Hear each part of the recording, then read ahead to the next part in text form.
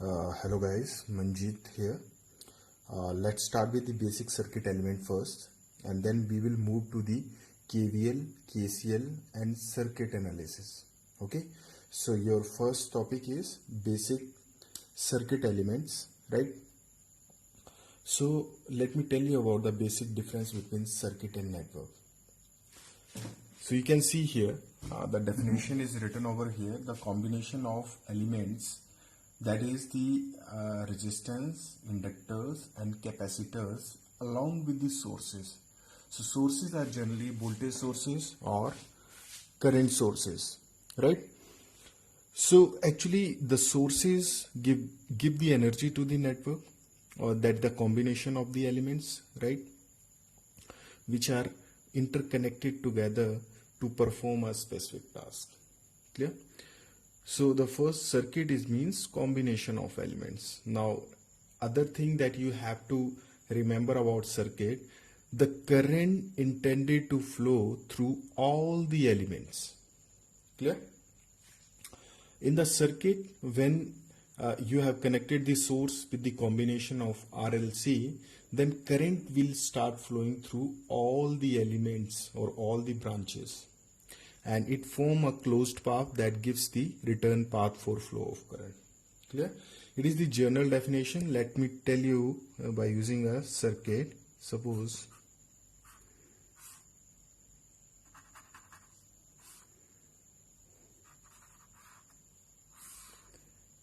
so I'm taking the example of this one. Suppose V voltage, this one is R1, R2 and R3. Clear? So this one is the voltage source, these are the circuit elements. Now this is called the circuit because you can see here all the branches form the closed path. Suppose this one, first one is this, and here is also a closed path. So whenever you connect this battery here, automatically current will start flowing through all the branches here. So these kind of combination is known as the circuit. Now the most of the books, they interchange the name, that is circuit and network sometime. So one thing you have to remember, that in the case of circuit, always there will be a closed path and the current will flow through all the elements. But in networks, the same may not be true. For example, I am taking the example of a network. Suppose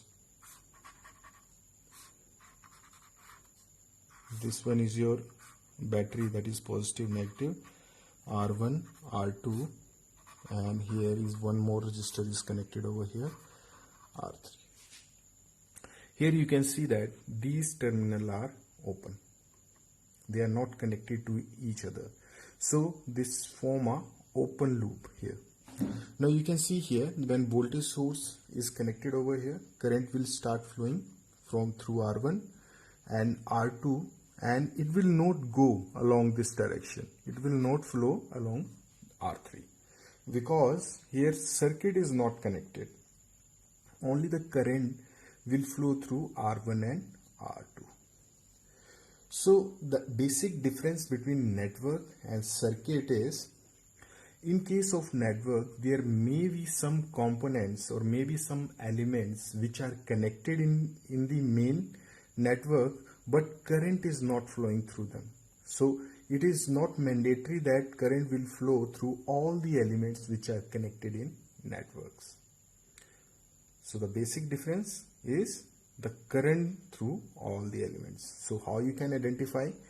But just find out the open circuited elements which are connected to the networks.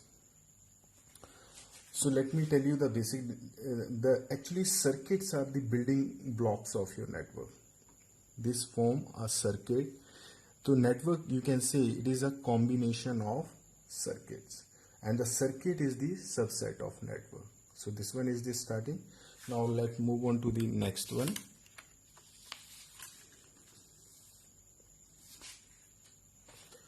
Now the active element and passive elements. Active, which are capable of delivering power to some external device. those are known as active element.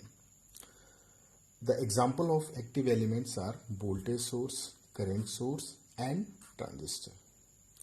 Now some of you may be doubtful about this transistor, how it acts as an active element. Generally, when we connect transistor in active region, or we can say when we use this transistor in as an amplifier, in that case actually it is giving the power gain to the input. Whatever the input you are applying, it give the power gain, and that by using that power you can drive some external device. So that's why it is capable of delivering power. So that's why it is fall in the active element category. So in the transistor we have VJT, FET, and MOSFETs, etc., and also operational amplifier. So second one is your passive element. So passive element that can't deliver power to the other elements. They can absorb the power. They simply are the power absorbing element. The one of the simple examples are R, L, and also you can classify these in active elements. Active elements are independently deliver power for infinite time duration, right? So these are the elements actually independently deliver power for infinite time duration. Clear? So whatever the load you connect across these elements, they do not affect its working.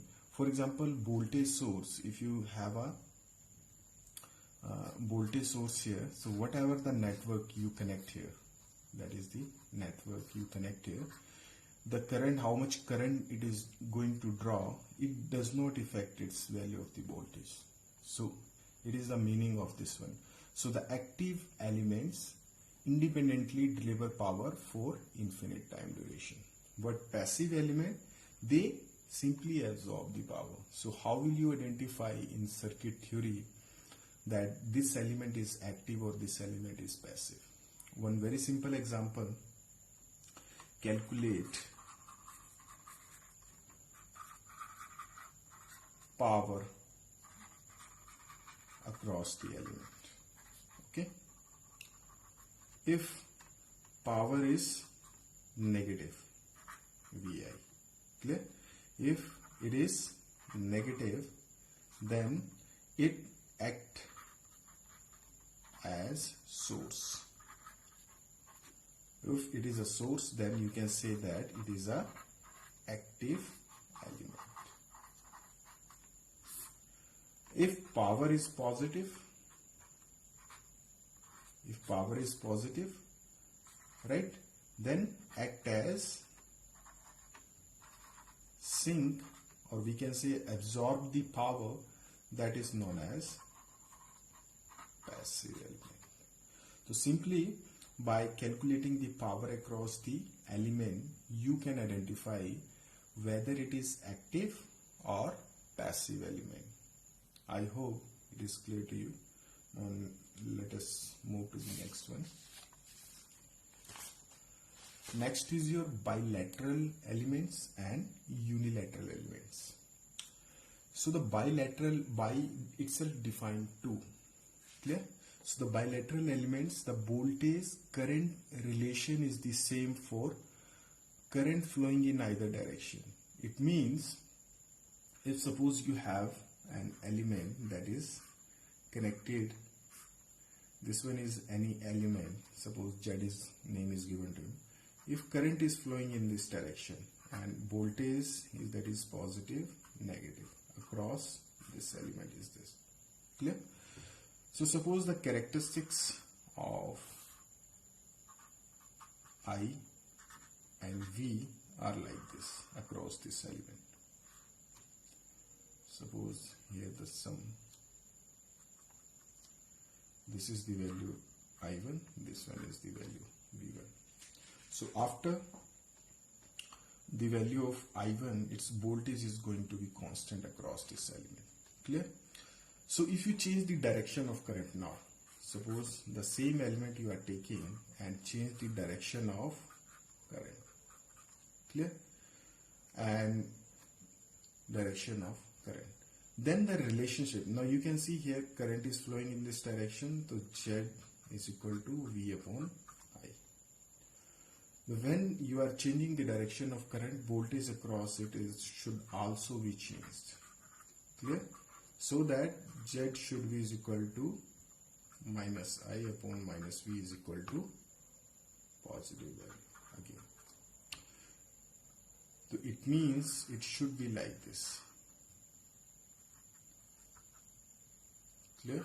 Minus V1 minus I1. So both the value of I1 and minus I1, V1 and minus V1 should be equal in magnitude. Is it clear? The bilateral means whenever the direction of current will change, or when the direction of current flowing through the element is changed, their voltage current relation should be same.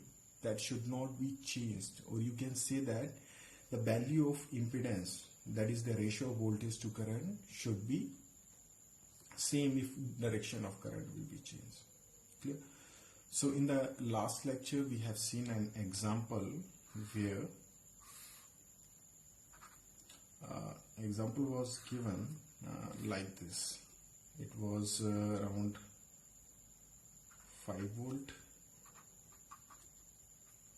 and suppose this one is your 3 ampere, 5 ampere again, and in the negative half, this one is V and I, negative half the value were given, this was minus 3 volt and this was minus 3 ampere. So here is the minus 3 ampere, here is the minus 3 volt. So actually now how will you find out whether these characteristics are belong to the bilateral or unilateral? Simply you can see the curve.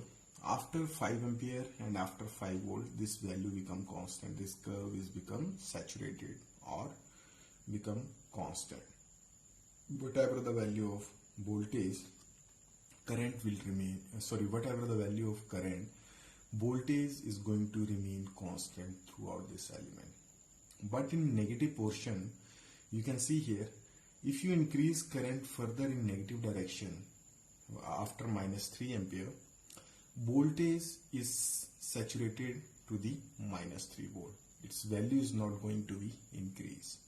So in this case, we cannot say that if we are changing the direction of current across this element, the value of or relation of voltage and current remain same. So this was the case of unilateral. So I hope it is clear to you. Always look for the same relationship of voltage current. Clear? Unilateral elements where has different relations between voltage and current for the two possible directions of current. So examples are diodes and rectifiers. So you know very well the characteristics of the diode, voltage and current. For forward direction, what is the value of current? Current is equal to I0 E Vd upon neta Vt minus 1. This is the equation of forward wise current across the diode. So its curve look like this. Here you have cut-in voltage. Similarly for negative half, like this. So you can see here, this element diode offers different impedance to the forward and reverse wise. Or you can say when the direction of current is changing from one direction to other, the impedance offered by this element is different. So that's why this device is known as, or this element is known as unilateral. But same is not true in bilateral. one more thing for bilateral, its curve, its characteristic curve, or you can say VI characteristic curve is symmetrical.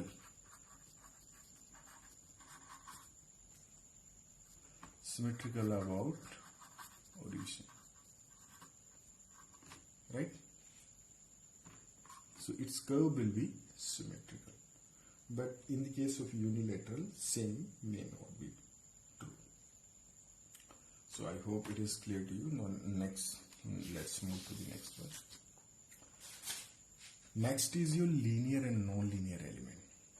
So as per definition, we can say that element is linear if VI, that is voltage current characteristics, is at all the time a straight line and passing through the origin like this. So this is the origin and this is passing through VI. So we can say that in this case this element is a linear. Actually this one is the mathematical equation where we generally suppose that curve is always, for linearity, the straight line should be crossed through the origin. If this line not crossed through the origin, then this will be a non-linear element. But in case of electronics engineering, clear? So let me first tell you about the homogeneity and additivity. Actually, linearity of any element cannot be defined alone. It has to be followed two properties. First one is homogeneity, that is also known as scaling, and second one is the additivity. To take this, to understand this, let's take an example here. Suppose this one is your element, any element is connected over here, and you have a positive negative here, voltage source, and suppose this one is your input. Voltage is your input, or input is also known as excitation in the network theory. So always remember, whenever I say excitation or the network is excited, it means, excitation means we are applying some input here. And when I say response, suppose current is the response of this system. Response means output. Output also we say response. So suppose this is the example I am taking here. So now you know very well the voltage is equal to I into Z. Clear? So we can say V is directly proportional to the I. V is the input, I is the response. Now if I multiply input by alpha, clear? Then if suppose not alpha, let's take it beta to define proportionality sign. Suppose we multiplying input with beta. Beta is any value here. Suppose initially it was 5 volts, so I am making it a 8 volt, for example. So beta is that factor. So it's scaling the input.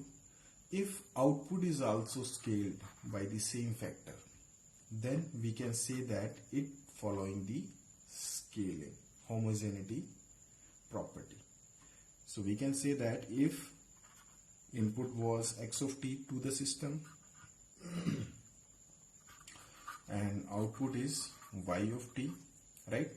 If you multiply input by any factor, suppose alpha, then your output should also be, this one is your network, not system, network. So your output should also be multiplied by the same factor. Then you can say that network is following your homogeneity, or you can say the scaling property. Same is applicable for the element. If you are scaling input, then output should also be scaled by the same parameter. Second is your additivity. Additivity means this was the circuit, okay? Initially, first time you have applied V1 and then output was suppose Y1 of t. That is the current. Value of current is like this. I am representing with any function. If I am applying V2, then output should be Y of T2. Clear? Now in third case, if I apply the combination of V1 plus V2, that is V1 plus V2, then output will be Y3 of T. Clear? So this output should be equal to the combination of Y1T plus Y2 of T. If it follow this principle, if this combination output is equal to the sum of these two these two outputs, then the system, we can say that it is following the additive property. So if any element which is following these two properties, that is known as linear element. Now some of may be confused about this linearity concept. The definition is written over here, that is straight line through the origin, all the time a straight line through the origin. It is these basic element, resistance, inductance and capacitance, follow this. It's their VI characteristics are like a straight line which are passing through the origin. But in some cases you may get the graph like this. This one is your voltage, this one is your current. So sometimes this line may be start from here. So now some of you may be confused about it is still a straight line, but it is not passing through the origin. So it is starting from some value, suppose constant I am taking here C, and its slope is m, so we can write is equal to y is equal to mx plus c. Clear? So this one is again a straight line. But based on this characteristics, you can see here whatever the factor you will multiply the voltage, the same will be factor multiplied to the current. It means whatever the change you are doing here, suppose you are increasing voltage by 10%, then current is also increasing the 10%, and it following this principle, homogeneity. And also it can follow the additive property. So based on that, you can say that this element will be a linear element, but that is not true in general case,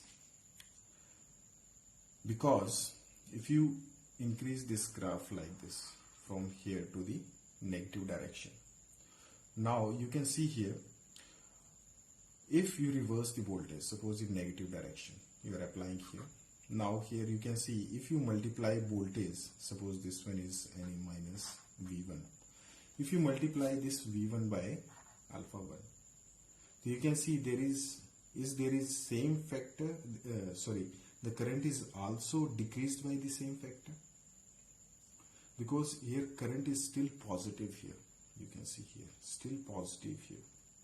When here was the voltage positive, current was positive. Now you are making the voltage negative, current should also be negative. So in general case, this curve represents the non-linear element. But in electronics engineering, whenever you connect an element in a network, now that element has some constraints, right? For example, resistance. Now what happened if you increase the value of voltage across this resistance very high? The point will come when the properties of this resistor, or maybe resistor may be burned out, or due to large heat dissipation across it, or maybe due to rising temperature, the property of resistance may be changed and it may behave like a non-linear element. So when we study the electronics or electrical engineering, in that case, always we look for the values for voltage and current in which we are operating our element.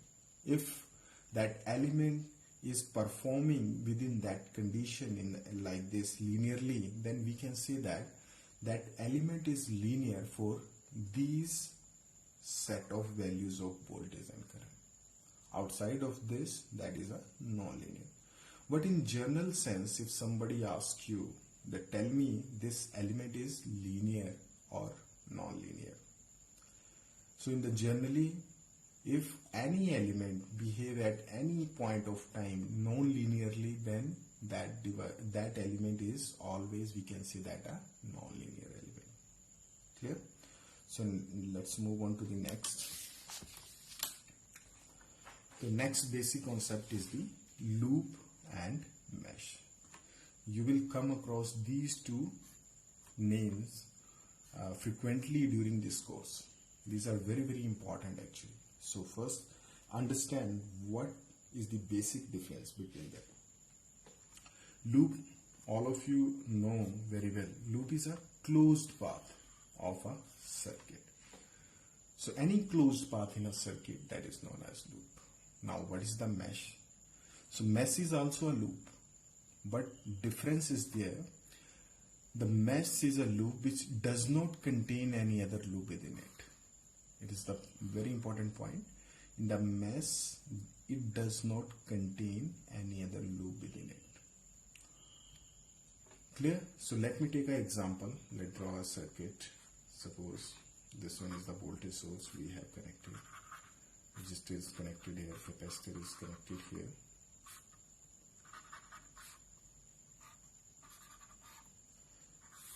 Suppose this one is any circuit. This one R1, this one is C1, R2, R3 and R4. These are the elements are connected over here.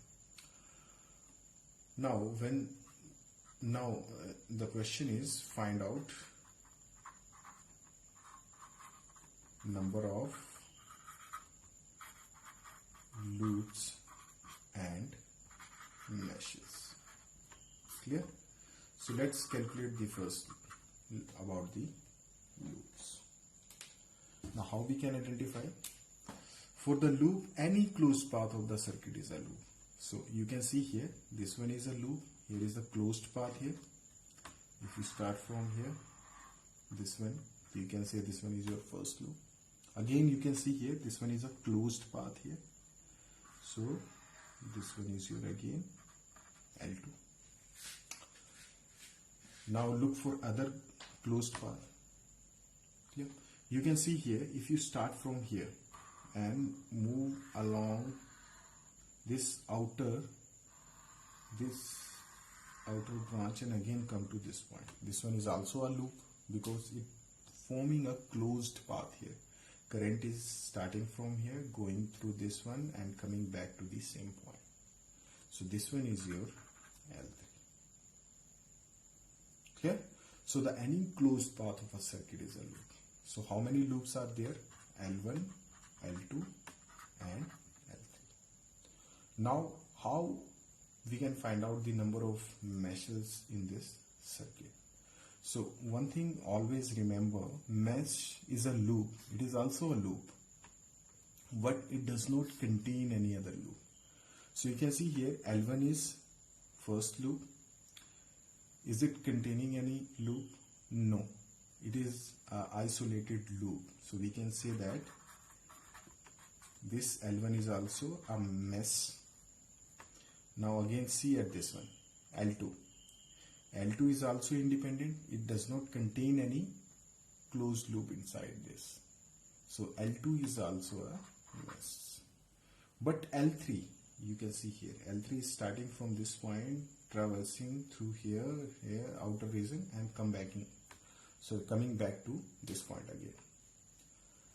So now you can see that L3 is containing L1 and L2. So L3 cannot be a mesh. The mesh is an independent loop, or you can say an isolated loop which cannot contain any other loop. Clear? So what I hope you have understood the loop and mesh. The loop is any closed path and mesh is also a closed path, but it does not contain any closed path within it. Clear? So based on this, we can say that all meshes are loops. Clear? All the meshes are loops, but loop is not necessarily a mesh. So that is clear from this example here. Loops we have 3, mesh we have 2. Let's move to the next one.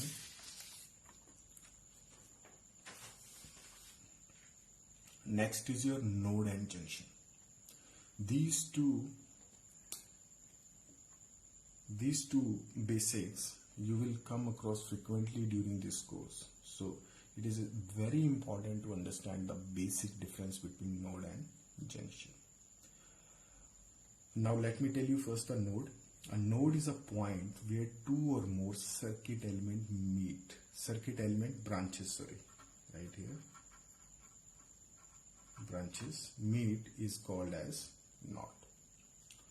A junction where is a point at which 3, very basic difference here. You can see here where 2 or more circuit element, here 3 or more branches. Circuit element branches are joined together. Those are known as junction. Let's find out number of nodes and junction. Clear? Let's take an example. The circuit here already I have drawn over here. You can see here V1 is connected over here. These are the circuit elements, and this one is also a voltage source which is connected in the rear end of this network. Now the question is find out number of nodes. So how many nodes are there? Let's find out. So as per definition, a point where minimum 2, minimum 2 or more circuit element meet. Now you can say V1 is a circuit element, right? R1 is also a circuit element. So they are meeting at this point. They are meeting at this point. So this point can be considered as node. So I am giving the name N1. Now move on to the next. You can see here 3 elements are meeting at this point. R1, C1 and R2. So the minimum condition was 2, and more than 2 all are meeting at a single point are known as node. So this one is also known as called as N2 node. Again here these 2 circuit elements are meeting at this point. So this one is your N3. Now in the downside you can see here at this point V1 is connected over here, C1 is meeting at this point, V2 is also meeting at this point. So this point is known as N4.